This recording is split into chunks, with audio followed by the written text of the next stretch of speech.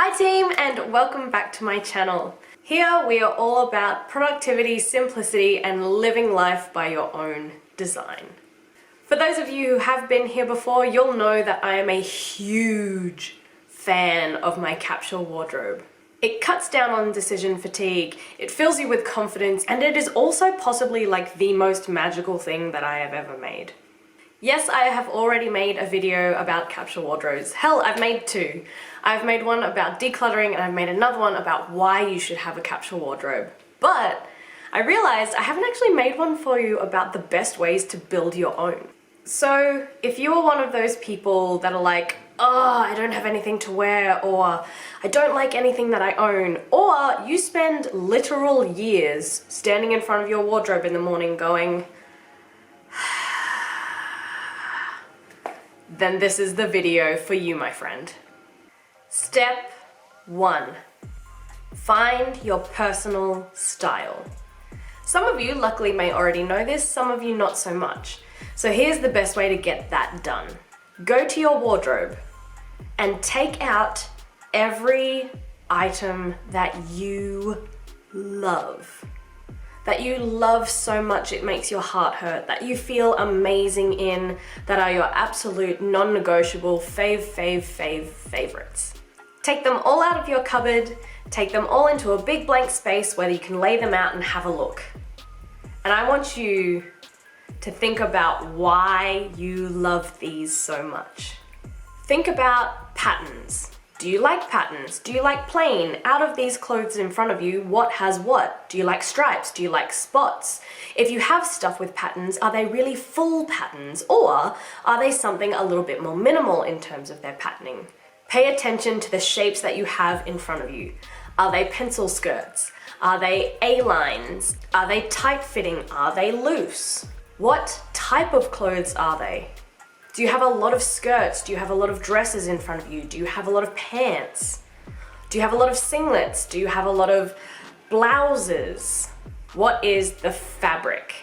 Is it sleek? Is it shiny? Is it sequined? Is it furry? Is it cotton? Colors. Find the stuff that is repeated. What colors can you find in a lot of the stuff that you have? Actually, let's go have a look at mine and I can kind of explain what I mean. Let's go into Lara Cam mode. Welcome to my closet.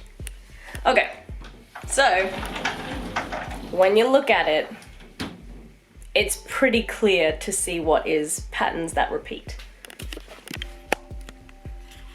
There is a lot of pink because I realized that was a shade that I actually liked, so when restocking I've been sticking to colors.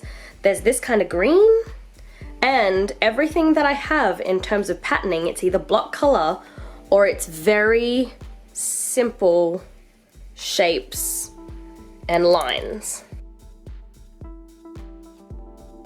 Once you've found all of that information, you can already start to see your personal style emerge.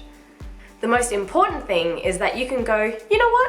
I like this color, that color, that color. I really like tight-fitting blah, blah, blah. Oh, I didn't even realize that I had like 8 things that was that color in my wardrobe.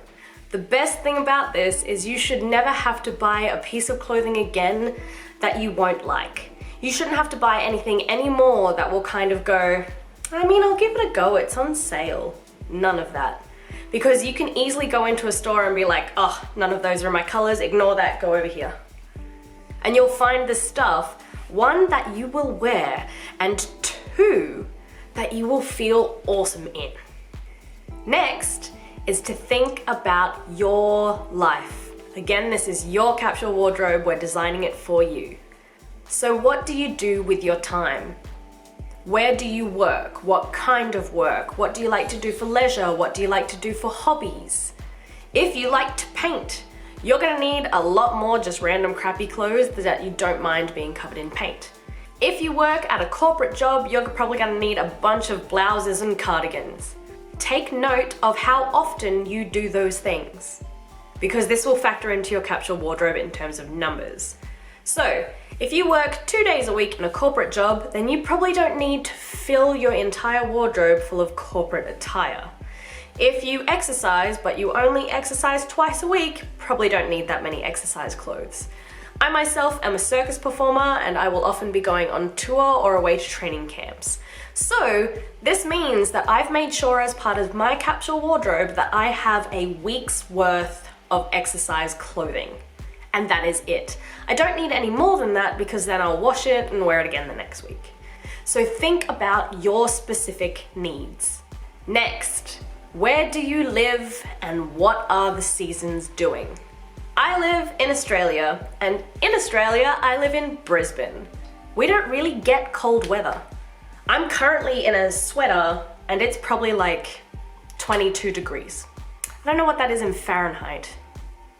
So I might need more swimwear and more shorts than someone who would live in Canada. Also think about the duration of your seasons. How extreme do either end of those temperatures go?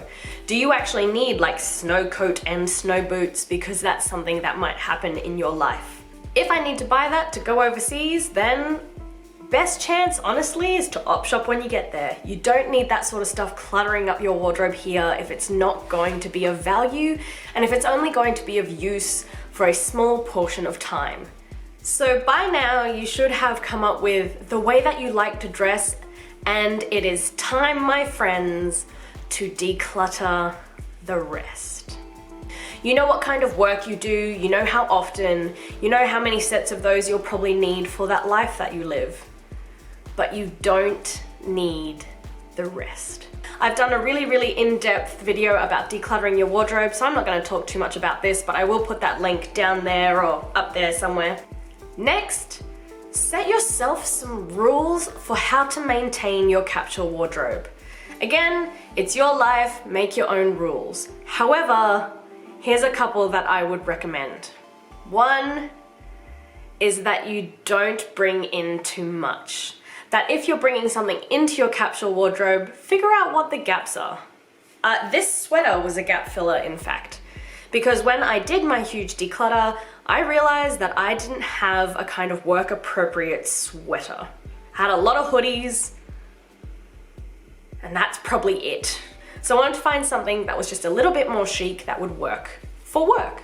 So if you're bringing stuff into your wardrobe, a rule I would recommend is paying attention, again, to your personal style, all of those other things, and only fill in a gap if there is a gap. If there isn't a gap, then I would recommend that it is a replace situation. Don't add it in, instead swap it out. Another rule that I really like for capsule wardrobing is make sure that what you take into your wardrobe is something that will last. The beautiful thing about a capsule wardrobe is that you don't have to think about it. I'm a huge fan of doing things simply and not having to think about it for a really long time, so I have clear headspace. One of those things is you don't have to shop almost ever again if you get stuff that's a little bit more quality. So many people fall for this trap. So many people make this mistake. In fact, my next video coming up is going to be entirely about the biggest mistakes that I have seen in capsule wardrobes, to give you another couple of hints about the best way to build your own. Don't forget to subscribe and click that bell down below if you want to keep in touch with when that sucker goes live. If you already have a capsule wardrobe, let me know. I'd be keen to know how many other people feel this way about the magic of a capsule wardrobe. I have left a couple of videos up on the screen somewhere or other that will help you to build your capsule wardrobe, and that will keep you trucking along on this capsule wardrobe journey because it is awesome. Trust me, it has actually changed my life and changed my confidence in a really big way. As always, thank you guys so much for hanging out, and I'll see you in the next one. Peace.